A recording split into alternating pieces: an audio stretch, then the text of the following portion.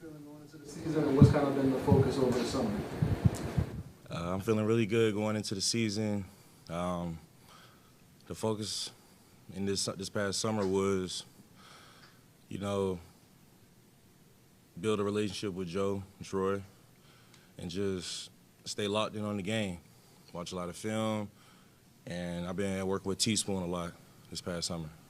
And Joe's talked a lot about wanting to spend time with you, getting to know you, kind of building that relationship. What's that been like, just kind of getting to know him and see what his vision is? I like Joe. What you see is what you get. He's going to hold me accountable. And, as he holds me accountable, he's going to give me a lot of responsibilities as well, which I'm excited for and I look forward to.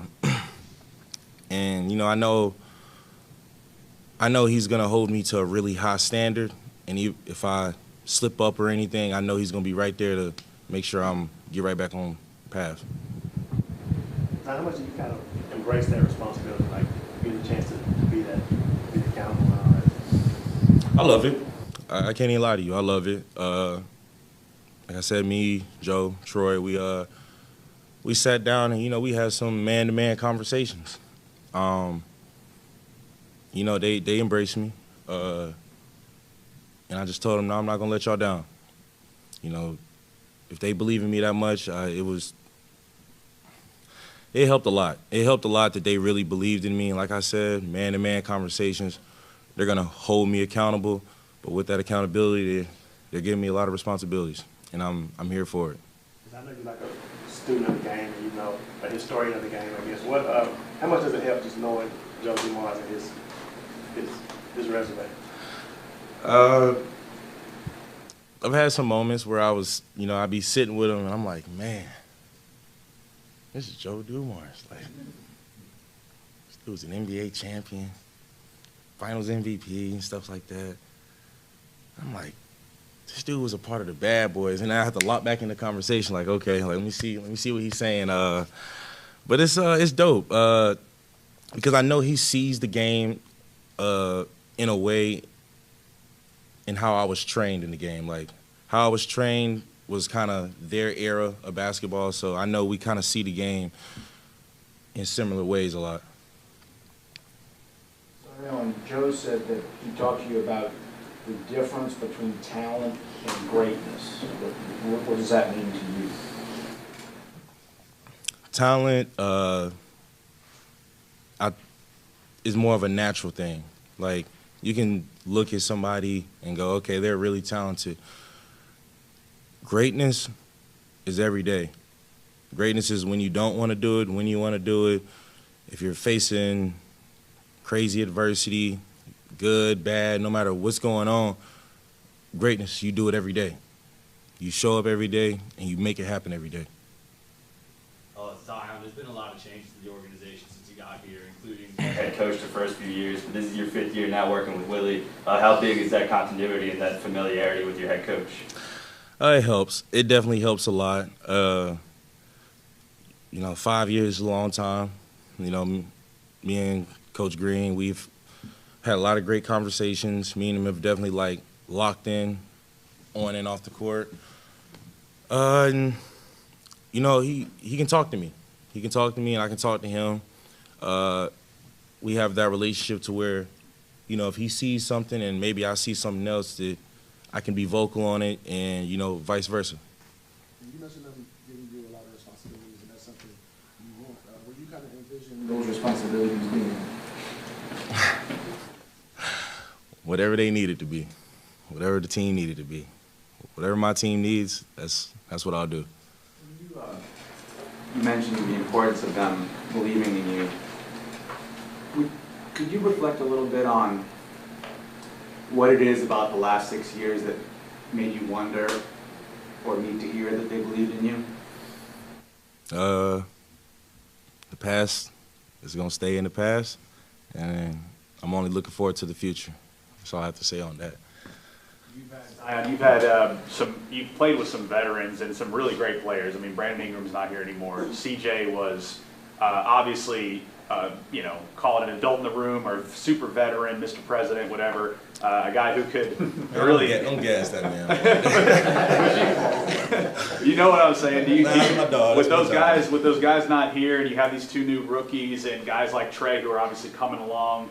Do you feel any pressure to be more of that vocal leader, to rally the troops when you guys are down, to not just do it with your ball, with your play, but also with on the sideline? Not at all. I don't feel any pressure, to take on that role. And I have to thank the guys you named, Brandon Ingram, C.J. McCollum, Larry Nance, and just other vets that I had as I've been on my NBA journey, and especially C.J. I got to give C.J. a big shout on that. C.J. really put me on game to a lot of things, watching how he carried himself, how he moved, when he spoke, and stuff like that. He really put me on game to a lot of things, so I feel like there's going to be no pressure on making that transition. To that point, y'all have added some veterans this summer, like Poole, like Looney, who have championship experience. Like, how much do you feel like adding some of that veteran presence can help this team this year? It helps a lot. I mean, those dudes won a championship. That's what we all strive for. So they not only won the championship, but they went through the journey, they went through the playoffs, they felt the energy, and they lived it. So that type of experience, you just can't get anywhere. Trey mentioned that a lot of rookies coming in, they're kind of quiet, they're kind of feeling things out before they are vocal, but he mentioned that with the 2 lottery picks, they aren't. Oh, yeah, I'm about to say, you ain't talking about our rookies. What's been your impression of them, either on or off the court so far?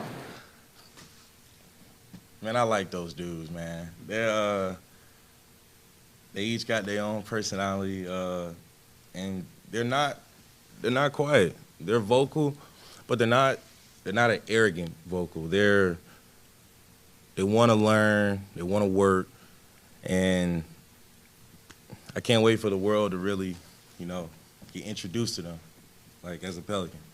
You mentioned the two guys that had played in Golden State that won championships, as far as their experience and maybe some of the intangibles. But on the court, what do you look forward to about playing with Jordan Poole and Kevon Looney? I'll start with Loon. Iron Man kind of guy.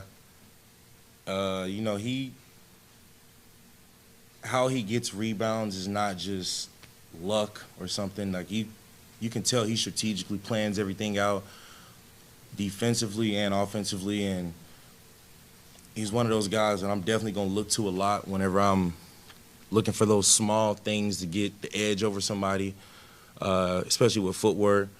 I think Poole kind of speaks for himself. Like, I think our chemistry, especially in transition and wanting to play fast, I think we're going to have like a lot of exciting moments, and that's not even including Trey Murphy in that. There's not a lot of flattering talk by experts, by people that have watched how this team's been built by Joe and Troy over this summer. And for instance, Trey said that he's keeping the whole photo album dedicated to all the bad comments on his phone.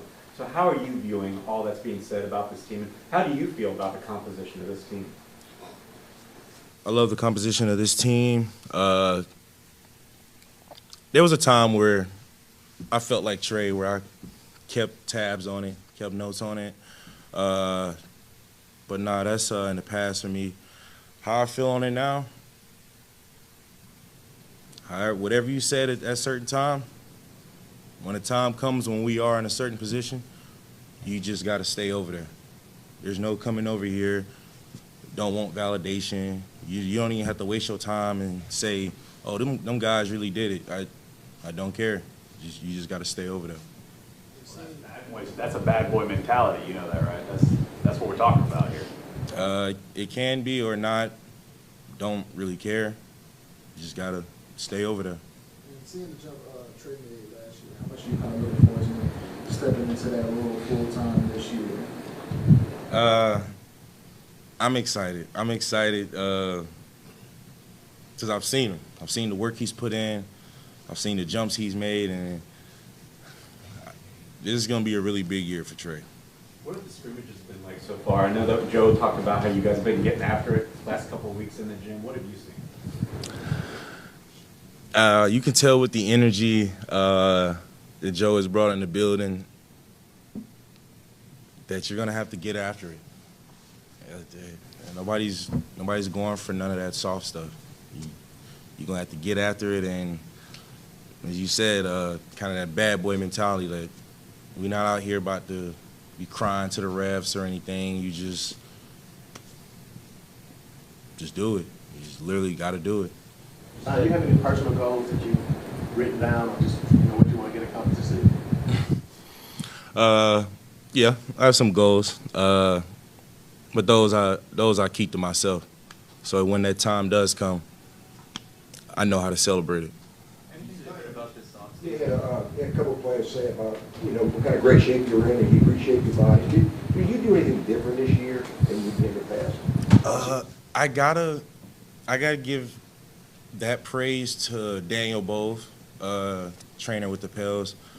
Last year while I was rehabbing my hamstring, me and him sat down and we had a conversation. He was just like, Z, we need to figure this out. Like, when you come back from rehab, we want you to be better than before it happened, X, Y, Z. What are some things you like to do? How can we make the workouts in a way to where you're having fun and you're really enjoying it, boom, boom, boom. And we came up with a plan, and from boxing to working out on the football field a lot to just different random workouts. And during that time frame last year, I really felt a shift in my body to where I would look at him and go, dude, it feels good to feel good. I haven't felt like this since college, high school, just where I can walk in the gym and I'm like, I feel good. You spend a lot of time working with Steve, you mentioned this summer. One, what was it like just like getting back together working with her? And two, what areas of your game did you guys focus on? That's my big sister. So it was an honor working with her and still working with her just because she's a Hall of Famer.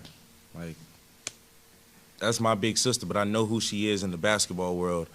And we put a lot of emphasis on, working in tight spaces because usually when I'm attacking the basket or something, the lane's clogged and what reads to make, what shots to take, how to make the game easier on myself. Now, we always ask a music question to you, so what do you listen to this summer getting ready for the season? Man. Come on, y'all know I got Jay. Know I got Big. And I've been throwing in some different mixes, Little Herb, G Herbo, ETSG, Youngboy, Larry Jones. I feel like I've had a variety. I definitely feel like I've had a variety. When Joe says he wants you to be a guy to speak for the team when things aren't going too well, how do you process that, or how do you take that? That's what come with it.